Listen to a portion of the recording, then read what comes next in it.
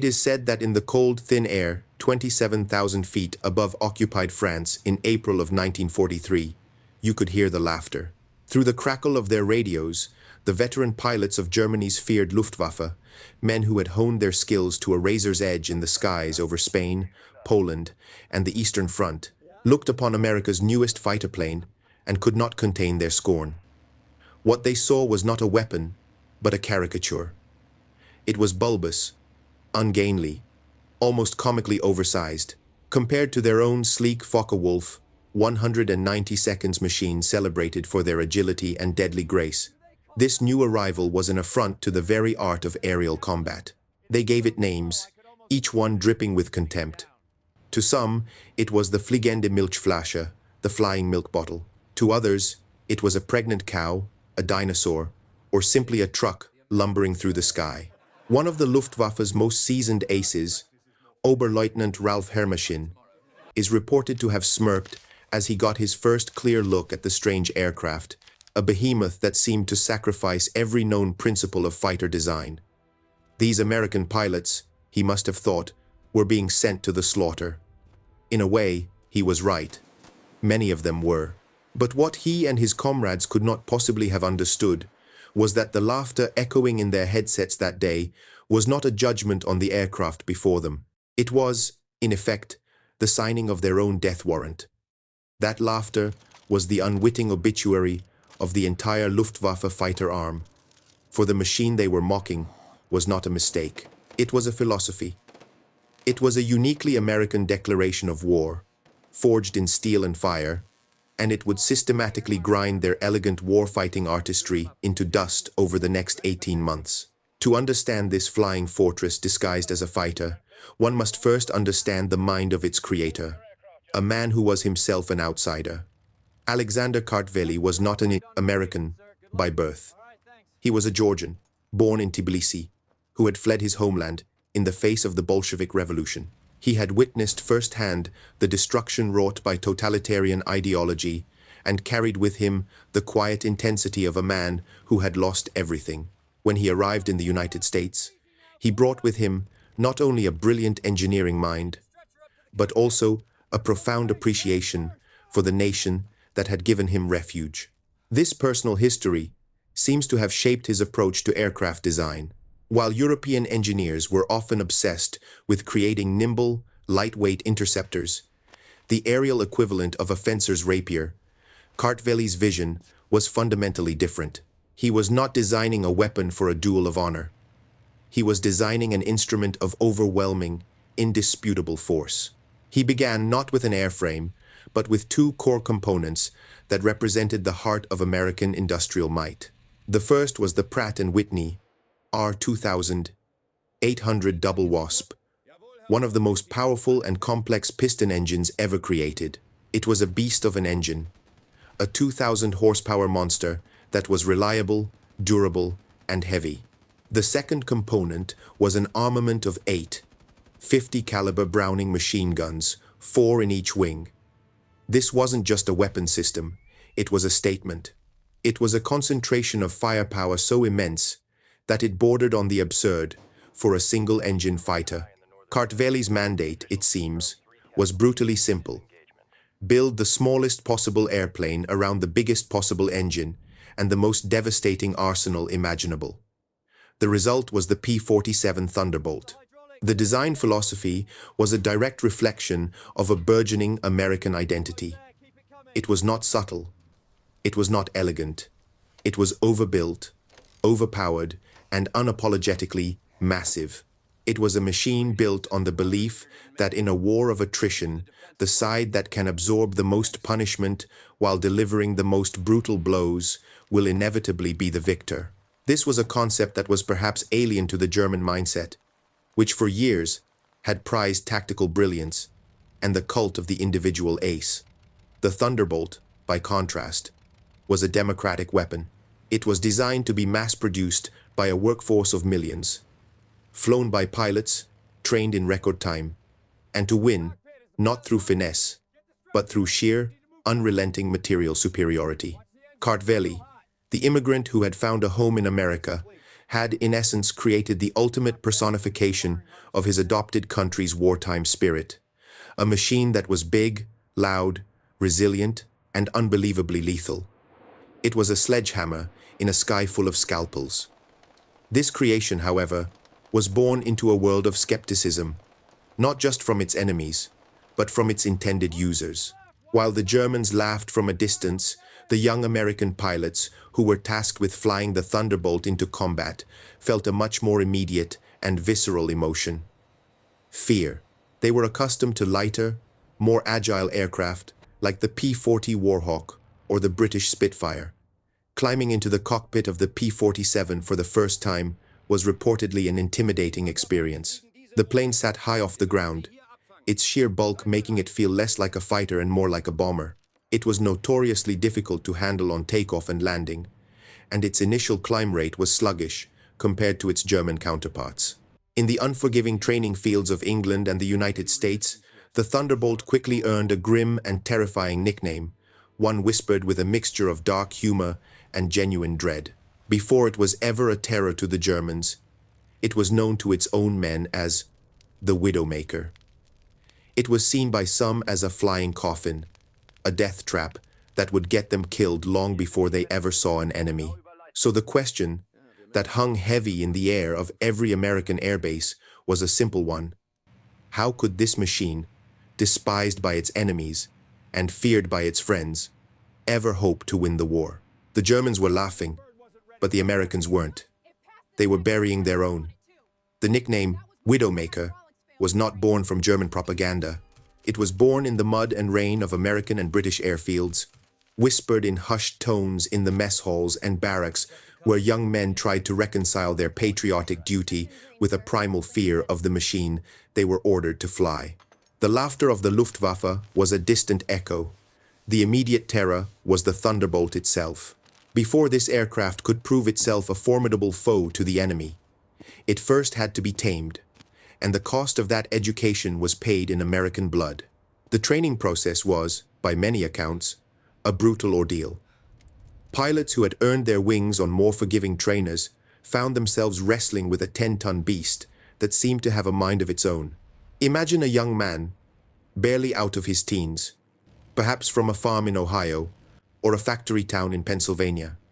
He had dreamed of flight, of soaring through the clouds like the aces of the First Great War. Now, standing on the tarmac, he looked up at the P-47 and saw not a graceful eagle, but an industrial appliance. The cockpit was perched so high that it required a ladder to reach, and once inside, the view over the massive radial engine was severely restricted, making taxiing a nerve-wracking ordeal. The takeoff roll was a battle against the immense torque of the double-wasp engine, which constantly threatened to pull the plane off the runway. It demanded not the delicate touch of a surgeon, but the brute force of a lumberjack. There were stories of pilots whose landing gear collapsed under the sheer weight, of canopies that jammed, and of engines that sputtered and died without warning. In the first few months of its deployment, it is believed that more American pilots were lost in training accidents and operational mishaps involving the P-47 than were lost in actual combat. This fear was rooted in a fundamental clash of doctrines. American pilots, like their European counterparts, had been taught the gospel of the dogfight. Air combat was an art form, a three-dimensional ballet where agility, turn radius, and climb rate were the metrics of survival. The Thunderbolt failed spectacularly in almost all of these categories. It couldn't outturn a Messerschmitt Bf 109. It couldn't outclimb a Focke-Wulf 190. Early models were plagued by a poor rate of roll. To a pilot trained to get on the enemy's tail, the P-47 felt like a death sentence. To take this plane into a turning fight with a seasoned German ace was not just a tactical error, it was suicide. The frustration was palpable. One of the most famous fighter groups, the 56th, led by the fiercely competitive Colonel Hubert Hub Zemke, was initially disgusted with their new mounts. They called them lead sleds and reportedly felt they were being handicapped, sent into the world's most dangerous arena with an inferior tool. Herein lay the profound psychological conflict that defined the Thunderbolt's early career. It forced its pilots to unlearn the very instincts that were supposed to keep them alive. Their country had handed them the keys to an industrial sledgehammer and told them to go fight a series of duels that demanded a fencer's grace. This bred a unique kind of courage, a courage born not of dashing heroism, but of grim faith.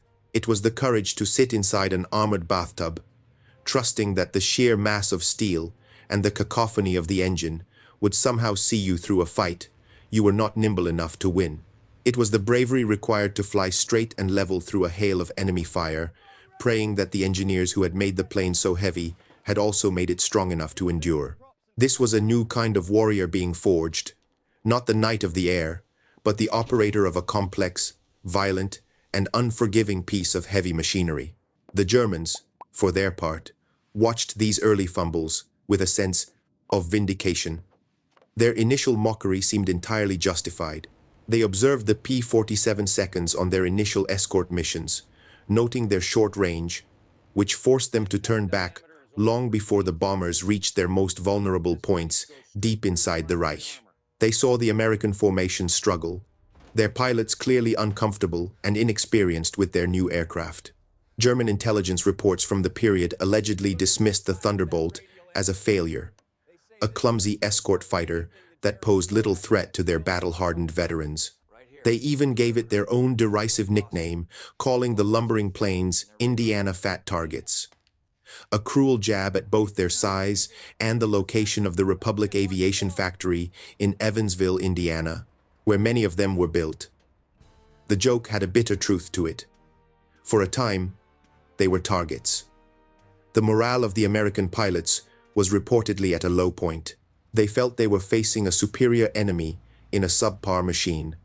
They were outmatched in tactics, in experience, and, it seemed, in technology. The entire P-47 program teetered on the brink of being considered one of the war's great costly blunders. The laughter that began in the skies over France had now been echoed by the hard data of combat reports and the grim reality of funeral services. The Thunderbolt was a failure by every conventional measure of a fighter aircraft, but in the brutal, unforgiving calculus of total war, the most important quality of a weapon is not always how gracefully it fights, but how stubbornly it refuses to die. And an event was about to unfold in the cold European air, an incident so extraordinary, so utterly unbelievable, that it would force both friend and foe to rewrite their understanding of what a fighter plane could and should endure. Legends are not born from statistics or engineering blueprints. They are forged in moments of impossible crisis, when the laws of physics and the expectations of men are shattered by a single, undeniable event. For the P-47 Thunderbolt, that moment arrived on the 26th of June, 1943, and its crucible was the experience of one man, Second Lieutenant Robert S. Johnson. Johnson was not the archetypal fighter ace. He was a quiet, unassuming farm boy from Oklahoma, a man who, by his own admission, was often terrified in the cockpit. He was not a natural. He was a product of the massive American training system, one of thousands of young men sent to fight a war they barely understood in a machine that still felt alien and unforgiving. His story would become the foundational myth of the Thunderbolt, a testament to its brutal, astonishing resilience. The mission that day was a familiar one, escorting B-17 bombers on a raid deep into enemy territory near Paris. The sky was a chaotic maelstrom of flak, streaking tracers, and dueling aircraft. During a ferocious engagement, Johnson's squadron became scattered. He found himself separated, and in the unforgiving skies of occupied Europe, being alone was a death sentence. He was suddenly set upon by a swarm of Focke-Wulf 190 seconds. The German pilots were experts, veterans of hundreds of dogfights, and they descended upon the lone, lumbering Thunderbolt like a pack of wolves. What followed was not a fight. It was a vivisection. Johnson's aircraft was subjected to a deluge of ordnance so concentrated and sustained that it should have disintegrated in mid-air. The first 20mm cannon shell struck with the force of a sledgehammer, exploding somewhere behind his armored seat and ripping a grapefruit-sized hole in the fuselage. A split second later, Another shell tore through his instrument panel, shattering gauges and sending a spray of metal and glass across the cockpit. His world became a symphony of destruction. He heard the sickening thud of shells punching through the metal skin of his wings, the high-pitched shriek of machine gun rounds peppering his fuselage, and the deafening roar as his canopy was blasted open, exposing him to the 20,000-foot slipstream. His hydraulic systems were severed, leaving his landing gear to dangle uselessly. His oxygen system was obliterated. Fire began to lick at the edges of the cockpit, and the air filled with the acrid smell of burning oil and electrical wiring. By every known rule of aerial combat, Robert Johnson was already a dead man. His plane was no longer a flying machine. It was a 10-ton piece of falling wreckage. He knew his only chance was to bail out. He tried to jettison what was left of his shattered canopy, but the mechanism was jammed. He was trapped inside a burning, plummeting coffin. As he wrestled with the controls of the dying beast, he saw one of the Fu 192nds pull up alongside him. The German pilot was so close that Johnson could clearly see his face. This was it, the coup de grace, the final, merciful burst of machine gun fire that would end his suffering. But the burst never came. The German pilot stared, his expression a mixture of shock and utter disbelief. He was looking at an aircraft that had absorbed at least 21 direct hits from 20mm cannon shells and well over 100 rounds from machine guns. He was looking at a ghost, the German ace, perhaps out of a strange sense of warrior's respect or simply dumbfounded by the sight, is said to have shaken his head slowly, saluted the American pilot, and then peeled away, leaving Johnson to his fate. That fate, however, was not yet sealed. The Thunderbolt, though mortally wounded, refused to die. The Pratt & Whitney engine, a marvel of robust engineering, never missed a beat. The sheer structural integrity of the airframe, the very thing that made it so heavy and clumsy, was now the only thing keeping it together. Johnson, fueled by a primal will to survive, fought the unresponsive controls for over an hour, wrestling the mangled wreck across the English Channel. He was flying not with hydraulics or cables, but through sheer muscle and prayer, keeping the plane level as it bucked and shuddered, threatening to tear itself apart at any moment. When he finally reached his home base at Horsham St. Faith, his landing was more of a controlled crash. As the ground crews rushed out to the runway, they stopped in stunned silence. What they saw was not a battle-damaged aircraft. It was a skeleton. The tail and rudder were shredded to ribbons. The wings were so full of holes they looked like Swiss cheese. The entire underbelly was scorched black from the fire. And yet, there in the cockpit, covered in hydraulic fluid and blood from minor wounds, sat Robert Johnson, alive. The maintenance chief, after walking around the plane in silent awe, reportedly began counting the holes. He stopped when he reached 200, not including the gaping wounds left by the cannon shells. The story of Johnson's impossible survival spread like wildfire. It became more than just a war story. It became a parable. It was the moment the perception of the P-47 Thunderbolt shifted forever in the minds of the men who flew it. The fear did not disappear, but it was now tempered by a profound new respect. They were no longer flying a widowmaker or a flying coffin. They were piloting a beast that simply refused to be killed.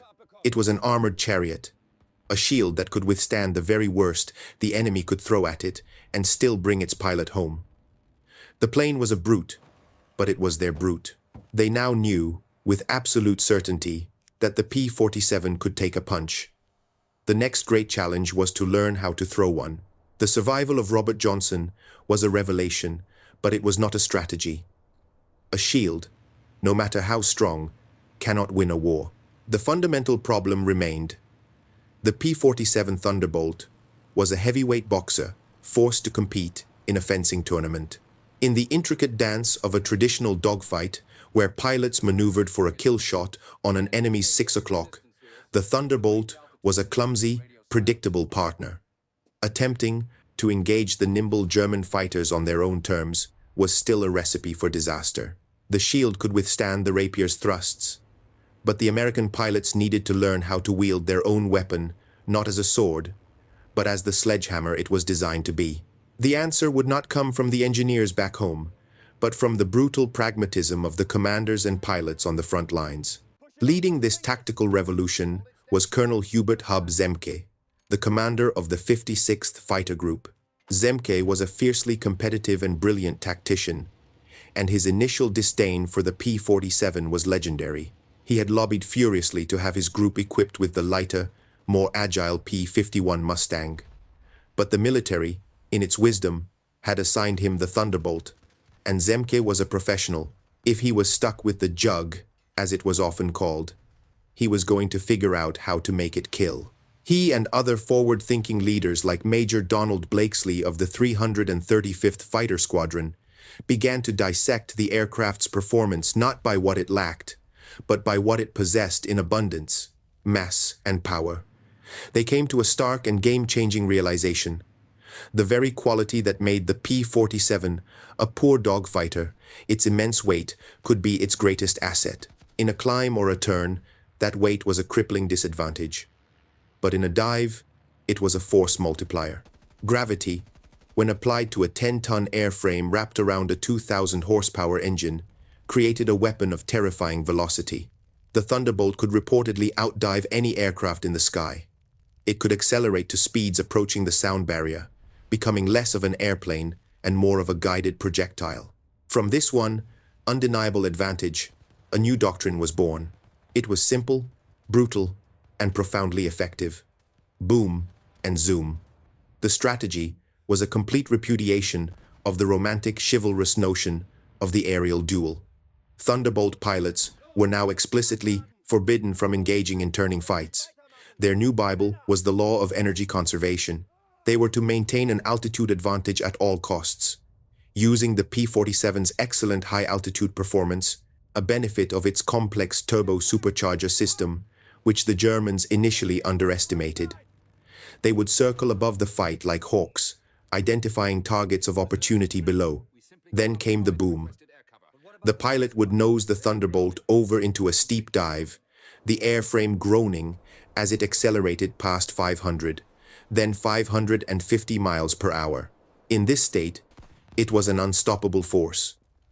The German pilots below, engaged in their own battles, would often have only a split-second's warning, a sudden, deep rumble that seemed to come from the very fabric of the sky before the Thunderbolt was upon them. The American pilot wouldn't engage in a graceful tail chase.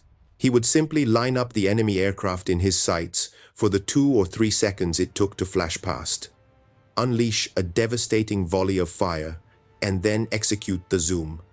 Using the colossal speed and energy built up in the dive, he would pull up sharply, converting that kinetic energy back into altitude, climbing away faster than any German fighter could hope to follow. He would regain his position of advantage high above the fray, ready to select another target and repeat the process. It was mechanical, it was ruthless, it was industrial warfare applied to the skies. This tactical innovation was a powerful reflection of the American spirit of ingenuity. It was a classic case of turning a lemon into lemonade, of transforming a perceived weakness into a decisive strength. When faced with a set of rules they couldn't win by, they didn't just try harder, they rewrote the rulebook. They refused to play the Germans' game. Instead, they created their own. This shift in thinking was perhaps more important than any single technological upgrade. It was the moment the pilots and the machine truly became one, embracing the Thunderbolt's brutish nature rather than fighting against it. They stopped trying to make it a fencer and learned to wield it as a hammer. The psychological impact on the Luftwaffe pilots was reportedly profound. Their confidence began to erode. The sky, which they had once commanded with superior skill and more nimble machines, was no longer a safe space. They were now being hunted from a direction they couldn't counter. Straight down. German aces who could fly circles around a P-47 inches, a horizontal fight, found themselves utterly helpless against an attack from above that materialized and vanished in the blink of an eye. The American pilots were no longer easy prey to be drawn into a fatal dance. They were disciplined, patient predators who used physics as their primary weapon. The P-47, once the object of their laughter and scorn, was now becoming a genuine menace. It had proven it could survive. Now, it had proven it could kill. But the final, terrifying evolution of the Thunderbolt was yet to come. An evolution that would be defined by the sheer, unadulterated violence of its primary armament. The P-47 Thunderbolt had proven it could absorb punishment like no other fighter. It had adopted a new and lethal doctrine that turned its greatest weakness into a decisive strength. But the true heart of the Thunderbolt, the core of its terrifying reputation, was not its engine or its airframe. It was the sheer, unadulterated violence it could unleash in the blink of an eye. The soul of the machine resided in its 8 M2 Browning, 50 caliber machine guns, 4 nestled in each wing. This was not merely an armament. It was a philosophical statement on the nature of aerial warfare. While German and British designs often favored cannons, which fired explosive shells at a slower rate, the American approach was different. It was about volume. It was about saturation. It was about creating a veritable storm of lead so dense that no target, no matter how skilled, its pilot, could hope to escape untouched. When a Thunderbolt pilot squeezed the trigger, he was not just firing a weapon. He was activating an industrial process of destruction. All 8 guns roared to life simultaneously, spewing out a combined fire rate of approximately 100 projectiles per second. In a typical 3-second burst, the P-47 would hurl nearly 300 heavy-caliber bullets at its target. These were not small rounds.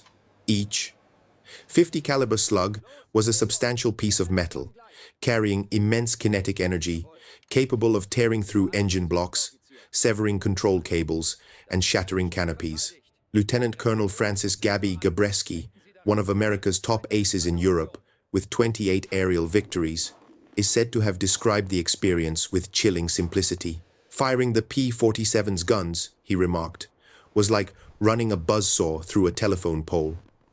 The effect on the receiving end was catastrophic. German pilots, accustomed to the more deliberate thump-thump-thump of cannon fire, were reportedly psychologically unprepared for the Thunderbolt's onslaught.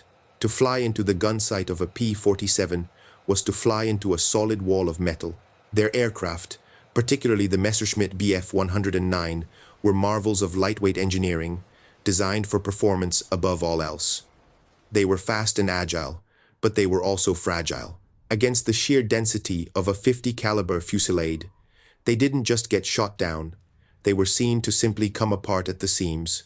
Reports from American pilots are filled with stark, brutal descriptions of enemy planes that would disintegrate, explode, or turn into a cloud of debris the moment the stream of bullets found its mark. The 8 guns didn't just disable an opponent, they annihilated it, often leaving little more than a greasy smear on the sky. This overwhelming firepower had a purpose beyond just fighter versus fighter combat.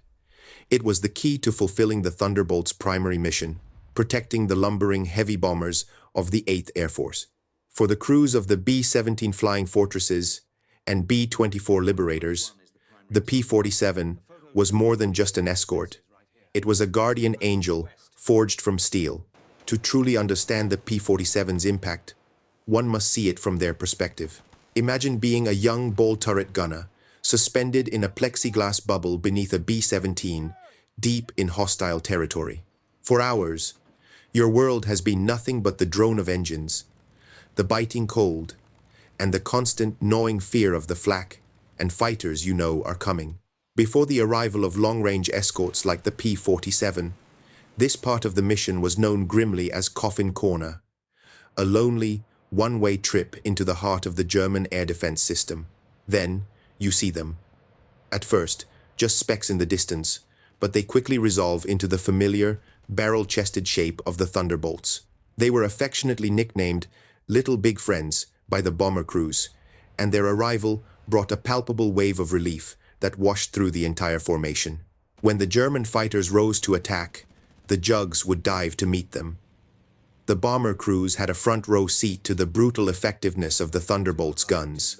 They would watch as a diving P-47 would line up a pass on an attacking 4-190.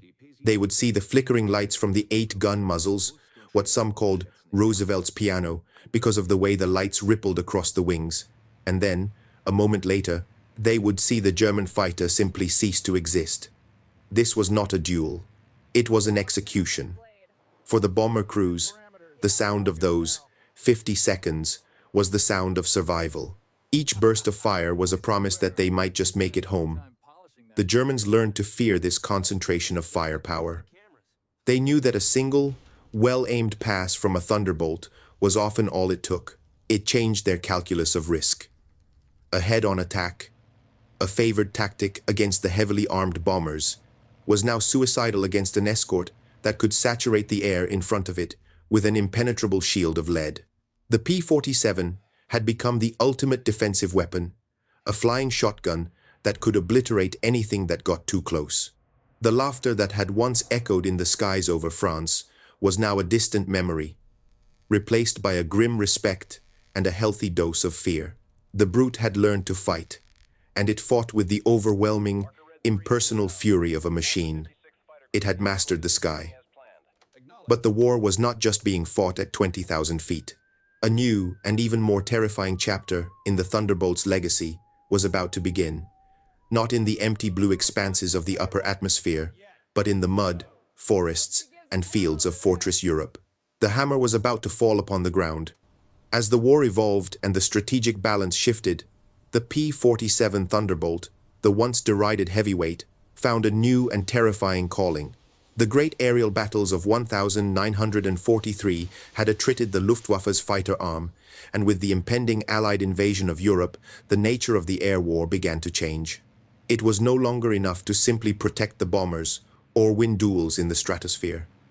The war had to be taken to the enemy's doorstep, to his supply lines, his airfields, and his armies on the move.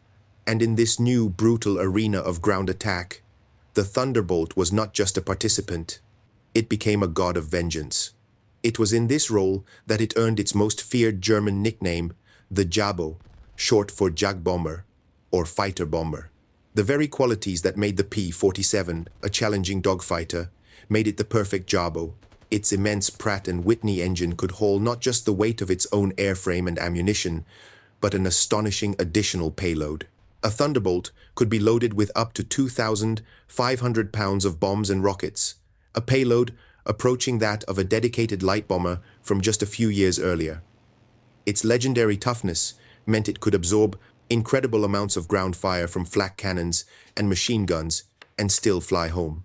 And its 8.50 caliber guns, so devastating against fragile aircraft, proved to be an apocalyptic force when turned against soft targets on the ground. The Thunderbolt had found its true destiny. It was not a fencer, nor a sledgehammer, but a flying artillery piece. The Jabo campaign was a systematic and relentless effort to paralyze the German war machine. Thunderbolt pilots, flying at treetop level, became the terror of the French and German countryside. Nothing that moved was safe. A locomotive, the lifeblood of German logistics, would be chugging down the tracks one moment and a twisted, hissing wreck the next, its boiler punctured by a storm of 50 caliber rounds. A German supply convoy, a column of trucks carrying fuel and ammunition to the front, would be spotted on a tree-lined road and subjected to a terrifying strafing run. The lead truck would explode, blocking the road, and the P-47 seconds would circle back like sharks, methodically destroying the trapped vehicles one by one with rockets and machine gun fire.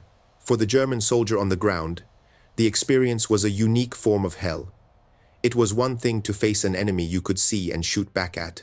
It was another to be hunted relentlessly from a sky you could no longer control. The first sign of a Jabo attack was often an auditory one. A deep, menacing rumble that grew with terrifying speed into a high-pitched, banshee scream as the Thunderbolt began its dive. There was nowhere to run, nowhere to hide. The combined firepower of a squadron of P-47 seconds could turn a forest patch, a crossroads, or a quiet French farmhouse into a cratered, burning wasteland in a matter of seconds. This constant, nerve-shredding threat gave rise to a documented psychological condition among German troops, Jabo Schreck, or Jabo Terror. It was a form of combat fatigue, a specific manifestation of post-traumatic stress disorder brought on by the ceaseless threat from above. German medical officers reported soldiers who would dive for cover at the sound of any aircraft, friendly or enemy. Men became jumpy, irritable, and unable to sleep. Their morale shattered not by a single climactic battle, but by the slow, grinding erosion of their will to fight.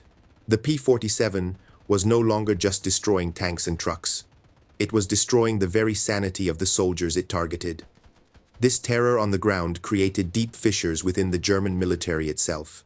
Wehrmacht commanders, watching their divisions being bled white by air attacks before they even reached the front lines, were said to have sent increasingly desperate and angry pleas for air cover. But the Luftwaffe, a shadow of its former self, had no answer. Its aces were dead, its planes were outnumbered, and its fuel was running out. A bitter resentment reportedly grew between the German army and its air force. The soldiers on the ground felt abandoned, left to the mercy of the Jabos, while the once proud Luftwaffe could only watch, impotent, as its enemies roamed freely over the battlefields. The P-47 was not just an instrument of tactical destruction, it was a powerful wedge driving the German war machine apart from the inside. From the Normandy beaches to the Battle of the Bulge, the Thunderbolt was a constant, terrifying presence.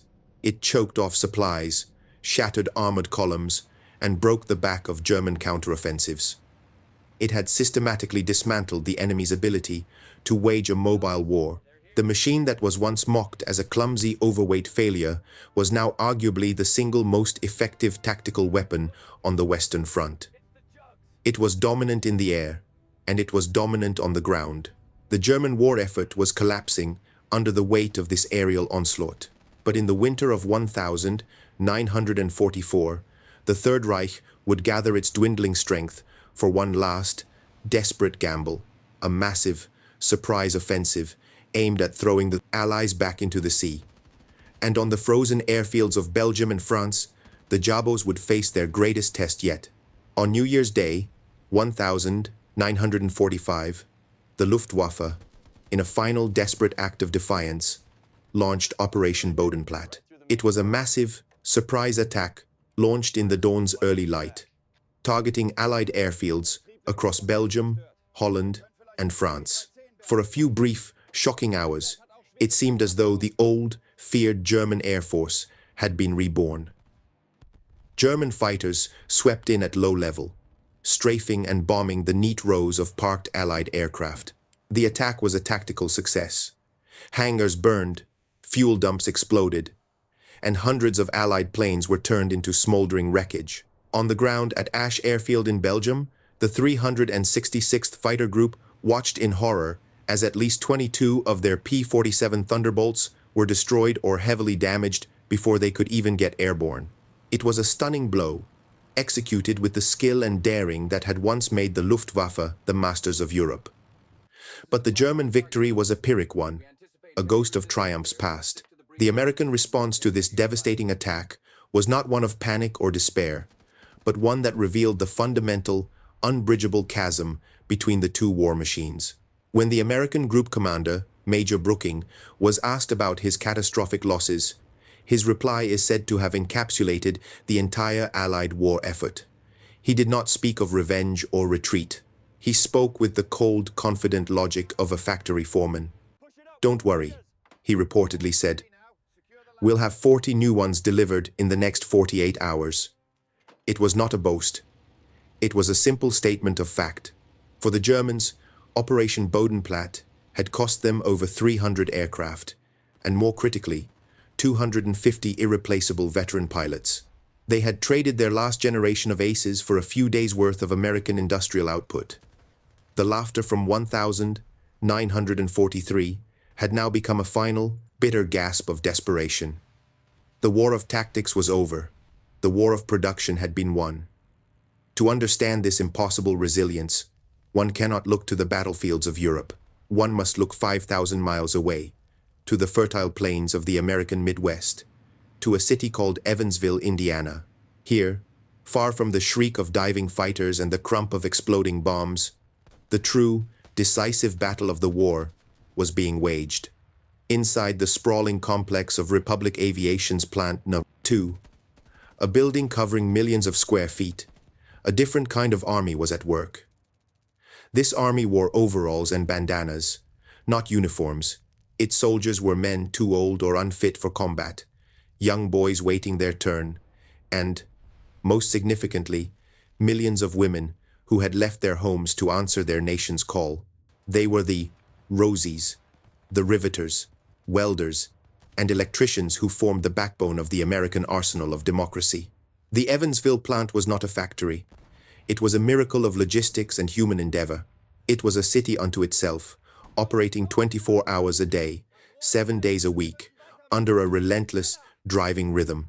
The air was thick with the smell of machine oil and hot metal, a constant cacophony of hissing pneumatic hoses, the percussive chatter of thousands of rivet guns, and the deep groan of heavy machinery. Down the vast assembly line, a P-47 Thunderbolt would take shape. What began as a simple metal spar would grow into a wing, then be joined to a fuselage that was itself a complex web of wires, tubes, and armor plating. Women who just a year before might have been homemakers or shop girls were now expertly wiring complex electrical panels and meticulously assembling the intricate components of the WWII engine. They worked with a speed and precision that peacetime manufacturers would have considered impossible. This was not just a job, it was a crusade. Every rivet hammered home was a blow against fascism. Every engine mounted was a prevented promise to a husband, a brother, or a son fighting overseas. These workers built Thunderbolts at a staggering rate. At its peak, the Evansville plant alone was rolling a completed P-47 off the assembly line nearly every hour. This was the industrial tsunami that the Third Reich, with its focus on exquisite, handcrafted quality over mass-producible quantity, could never hope to match. Germany had master craftsmen. America had an entire nation mobilized for industrial war. This reality created the war's most profound and tragic contrast, one best understood through the eyes of the men in the cockpits. Picture a veteran German Oberleutnant in the winter of 1945. He is a survivor, a man with over 100 victories, but his eyes are old and filled with a weary resignation. He looks at the handful of young, barely trained pilots who now make up his squadron. He knows his Focke-Wulf is a masterpiece of engineering, but he also knows that the fuel tanks are nearly empty and that spare parts are almost impossible to find. He knows that his own courage and skill, however great, are finite resources. Every loss is a permanent wound to the fatherland, a gap in the line that will never be filled. He is fighting not just the enemy, but the crushing, mathematical certainty of his own extinction. Now, picture his American counterpart, a young captain from the 366th Fighter Group. He may be grieving the friend he lost on the ground during the Bodenplatte attack. But as he walks out to the flight line, he sees not an empty space where his friend's plane used to be, but a brand new P-47 Thunderbolt, fresh from the factory, its metal skin gleaming. His grief is real, but his capacity to fight is undiminished. His courage is not a finite resource, because it is backed by an almost infinite supply chain. He is a single warrior, but behind him stands the full, roaring might of American industry. This was the Thunderbolt's ultimate secret weapon. It wasn't the guns, the engine, or the armor. It was the factory in Evansville and the countless others like it. The war of attrition had been won not in the sky, but on the assembly line. The physical conflict was effectively over. All that remained was for history to render its final, unambiguous verdict. In the smoldering ruins of the Third Reich, as the engines of war finally fell silent, the true nature of the P-47 Thunderbolt's victory became starkly clear. It was not a victory celebrated with the triumphant fanfare of a superior fighting machine in the traditional sense. It was a victory confirmed in the quiet, grim acknowledgments of the defeated. The men who had once laughed at the flying milk bottle were now forced to confront the brutal reality of what it represented. Their reflections, offered in the stark clarity of hindsight, serve as the final, definitive verdict on the machine they had so dangerously underestimated. Hauptmann Joseph Pips Priller, a Luftwaffe ace with over 100 victories and a reputation for blunt honesty, is said to have offered one of the most poignant summaries of the German predicament. Looking back at the endless waves of American aircraft, the perfectly trained pilots, and the inexhaustible river of supplies, he made a statement that cuts to the very heart of the conflict between skill and scale. Courage without resources, Priller reportedly concluded, is just delayed failure. In that single, somber sentence, he captured the tragic futility of the German war effort. Their pilots had been brave. They had been brilliant. But their bravery and brilliance were no match for the sheer, overwhelming mathematics of American industrial power. A power personified by the 15,683 Thunderbolts that had rolled off the assembly lines. Perhaps the most telling admission came from General Adolf Galland, the former leader of the Luftwaffe's fighter force. Galland was a warrior of the old school, a man who epitomized the ideal of the knightly ace. After the war, during interrogations, he was asked to assess the American fighter that had played such a crucial role in his defeat. His analysis was devoid of the arrogance that had once characterized his force. He did not dismiss the P-47 as crude or unsophisticated. Instead, he recognized it for exactly what it was, the perfect tool for a specific, brutal job. The Thunderbolt, he acknowledged, was a true American one. A machine designed not for the elegant jewels of European air combat, but for a uniquely American style of war. It was designed for production, for survivability, and for overwhelming firepower. It was designed to win a war of attrition. And in that, he admitted, it had succeeded completely. The P-47 Thunderbolt was never the best fighter of World War II by the classic metrics. It wasn't the most agile, the fastest climbing, or the most beautiful, but it may well have been the most American aircraft of the war. It was the physical embodiment of a nation that, once roused to anger, brought its full industrial, economic, and human might to bear on its enemies. It was a statement that victory would be achieved not through the brilliance of a few, but through the relentless, collective effort of millions. It was a machine born of an immigrant's vision, built by the hands of ordinary citizens, and flown by farm boys and city kids who learned to master its brutish power. It represented a philosophy of war, where the ability to absorb a blow was just as important as the ability to deliver one, and where the factory floor was as critical as the front line. The story of the Thunderbolt is the story of a transformation. It began as an object of scorn, a clumsy giant in a sky of nimble predators. It became a legend of survival, an icon of tactical innovation, a harbinger of aerial destruction, and finally, a symbol of an industrial tsunami that no amount of individual skill or courage could ever hope to withstand. The laughter that had echoed through the headsets of Luftwaffe pilots in the spring of 1943 had long since faded. It was replaced by the deep, threatening rumble of the double Wasp engine, the deafening roar of 8 50 caliber guns, and the silent, spreading terror of the Jabo-Schreck. The joke was over. The punchline, delivered with overwhelming and terrible force, had been the complete and utter destruction of their world. Now, this story forces us to ask a fundamental question about the very nature of victory. The P-47 Thunderbolt was undeniably a winner, but how it won is a matter of fierce debate. Was its triumph a testament to American innovation, tactical flexibility, and the courage of its pilots to master a difficult machine? Or was it simply the victory of brute force, a win achieved by overwhelming a more skilled, but less resourced, opponent with sheer numbers and firepower? Is there true honor in a victory born from an avalanche of steel, or does it diminish the artistry and courage of the warrior?